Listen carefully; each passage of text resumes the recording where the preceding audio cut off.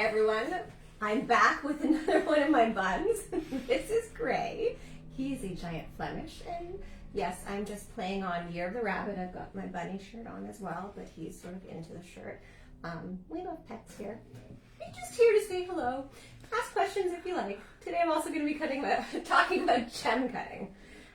This weekend I'm going to be teaching a workshop at OCAD University, and it's going to be some basic lapidary skills. We're going to cut cabochon gems. And then the next weekend we're going to be holding a similar workshop here. Ours will be an introductory 2-day workshop. In day 1 you can learn to cut cabochons, and in day 2 you can set one of them into a pendant or a keychain. You can sign up for just one of those days or both of the days, up to you. And I'm going to show you some of the stones that you can cut. And I'm going to let Gray sit on my lap. I'll hold him up again. But that's not the comfiest position. He's a lovely, lovely boy, and his fur's going to be flying ever in my face. So, these are gemstones at different stages of being cut and shaped. And then if you actually take the second day at Jewel Envy, you can set one of them. So we have all sorts of agates. Let's see, this is fossilized wood. This is agatized palm. This is Mojave turquoise. So I've got a giant box. So this is a lab created form of turquoise called Mojave turquoise. Sorry, there's fur flying everywhere in my face. So it is lab created, but it's a really interesting composite. And I've got agates. So this would fall into the lace agate category.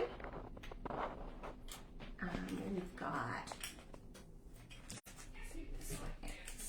this one's a jasper. I've got a lot of jaspers. So you can start, well, we always start you with cutting an oval cabochon, but you can also cut irregular shapes. So this is Mexican lace agate. So it has sort of a purple tinge, and it's got the really beautiful lacy-like pattern. So this, I'm hoping to one day make a pair of earrings, but I did cut these a long time ago, and they're still sitting in my box of gemstones. I don't have this as a gemstone that you can cut, but it's really interesting. This is called Shukakite, and I'm showing it because there are different ways of cutting a cabochon. So there's the traditional version, which is very rounded. So this one, it has a really smooth curve to the top. This is a lot more angular. So when we're teaching this workshop, we're showing you different ways of cutting things to make things more unique. So this is one way that goldsmiths and jewelers choose to use stones that are outside what is available in the general offerings from the suppliers. So you can do something super thin. This actually has the curve on both sides a little bit. So this would be a great piece to have an open bezel at the back, or something that was double-sided because of the way that it's cut. Oh, this is going to be a really beautiful piece when it's done. Has a lot of purple in it. When you're looking at rough gemstones or slabs, you actually have to put them in water to give you an idea of what they're going to look like when they're polished. So this isn't wet, but it's going to have a lot of really nice purple veining, and it's going to be in like a beige background. So this is a piece of this. So this is still quite rough. I do think I want to keep that edge, but make the rest of it shiny. This is not fully finished. It's almost there. It doesn't have the smoothest curve, but this is from one of our classes. So a student was cutting this one, or it was a demo one that we didn't finish. So we're always cutting things along with you.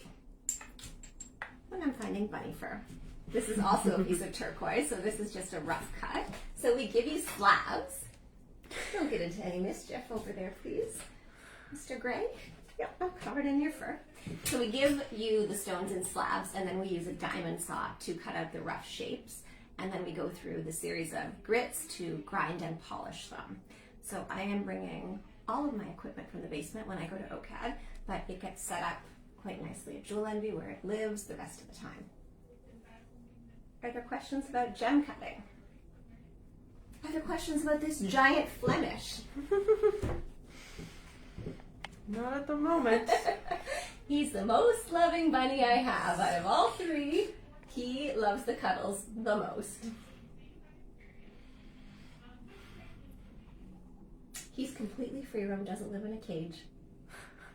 He just uses his litter box. He's the most well-behaved bunny I have. Of his years. All right, well, I guess that's the end of today's live. Okay. Thanks for tuning in.